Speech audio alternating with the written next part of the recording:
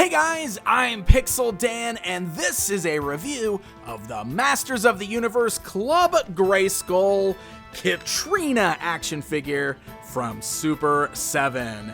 That is right, my friends, the Club Grayskull line, of course, is inspired by the Filmation He-Man and the Masters of the Universe cartoon series. But this time around, instead of getting a classic Masters of the Universe character just in that cartoon style, we're getting another original character from the Filmation series, which is always something I love to see. Because the Filmation cartoon always had a lot of these characters that were created specifically for the show, usually only appearing in one episode, but they're very often quite memorable. And as kids, we always wondered why some of these characters didn't have action figures. So here we are getting Kittrina for the first time in action figure form. So she comes in that standard Club Grayskull packaging. It's got the awesome slip cover there that looks like the Castle Grayskull with the He-Man and the Masters of the Universe logo on the back there. Removing that slip cover gives us this beautiful window box, fully showcasing the action figure and all of her included accessories. And as we rotate this around to the back, we've got some beautiful artwork of the character as she appeared in the animated series. And at the bottom, we've got a bio that tells the character's story. So why don't we go ahead and rip this box open and get a closer look at the action figure within. All right, we got Kittrina outside of her packaging. If we bring in the tape measure, you can see she's about 6.5 inches. So she is a bit of a more petite figure, which definitely fits right in line with the character.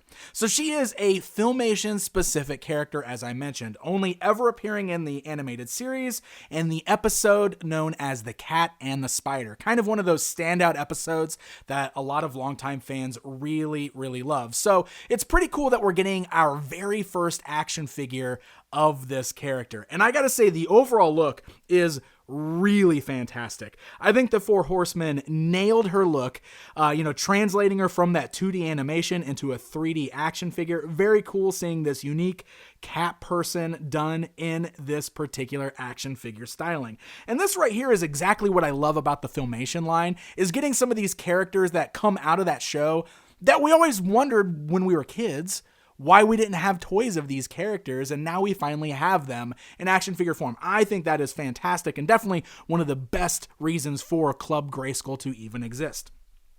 So you can see she's got this fantastic new head sculpt there that's got those cat-like features. She's got the brown hair on top with her little tan ears poking out.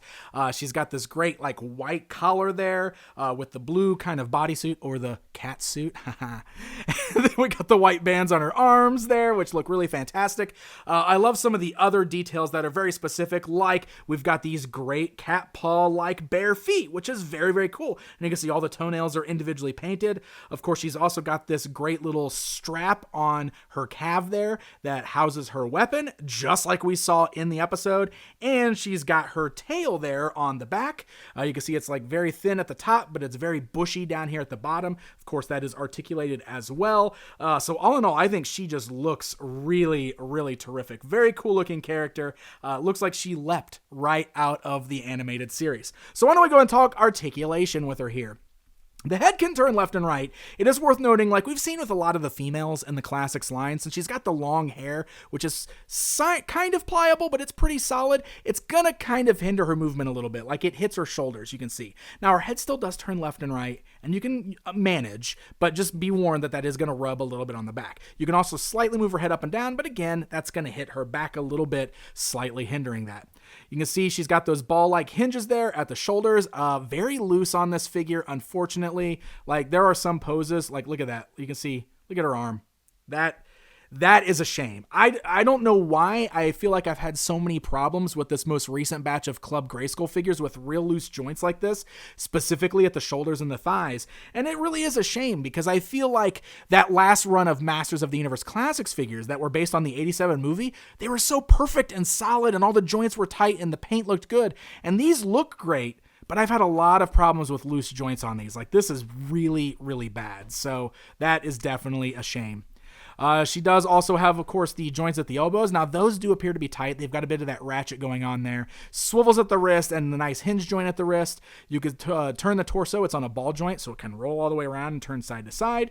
You've got those hinge-like joints there at the thighs. Legs can go outwards, forwards, and backwards. There's no swivel at the thigh, no swivel at the boot. So with her, you just get knee joints, which are tight. They have the ratchet. And then the ankles can move forwards and backwards, and they can rock side to side. And I showed you that tail already, which also swivels all the way around. So she's missing some articulation because of her, she doesn't have, she's got the bare legs with like the bare feet. So I think in order to not break up the sculpt, we didn't get the boot cut. We didn't get a thigh swivel, nothing like that. So, and she doesn't have the ball joints at the thighs where sometimes they swivel there as well. So she's definitely missing a bit of articulation in the legs. All in all, it's pretty good. You can't really do any of those like crouching poses that she does in the animation. It just doesn't really work with the amount of articulation that she has, but you can still pull off some cool poses. I found that her tail does a pretty great job of balancing her for some poses. So all in all, it's nice looking figure. It's a bummer about the really, really weak articulation on the shoulders. But let's go ahead and dive into her accessories now because she's got a few really cool things. So first of all, I mentioned her cool little paw accessory, her like cat paw rod thing that's attached to that little strap on her calf. So you can remove that. Either one of her hands can hold on to this. So we saw her utilize this weapon in that episode, which is very, very cool. And if you want to spruce it up even more, you've got this awesome translucent flame blast attack, which as you can see, perfectly fits that little paw shape at the top of that little staff. So she used this. We saw this exact blast in the episode, so you can attach that on there. That's a really neat way to kind of spruce that up and give you something a little bit extra with it. If that is not enough, we've also got an extended version of it in a full whip.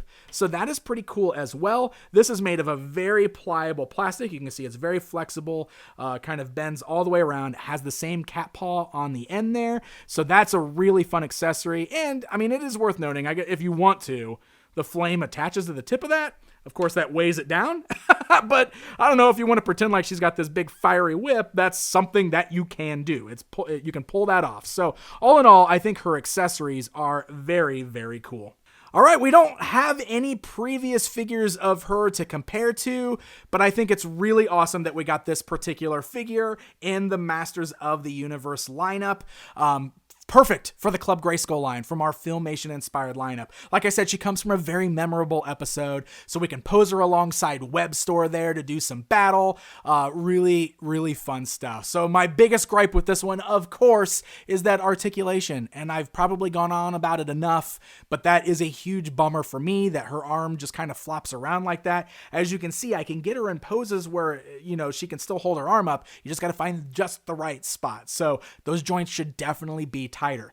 Aside from that, and maybe that's just on mine, maybe you guys will get lucky and won't have that problem with yours, because aside from that, she's a great figure. She looks really good. She's got some really fun accessories, and I'm glad that we got this character in the Club Grayskull lineup. So the Club Grayskull figures were sold through pre-order only on Super 7's website, originally retailing at $35. The only way you can pick them up at this point is on the aftermarket at stores like BigBadToyStore.com, where I believe at this point they're selling for around the $50 price point. So happy hunting, my friends.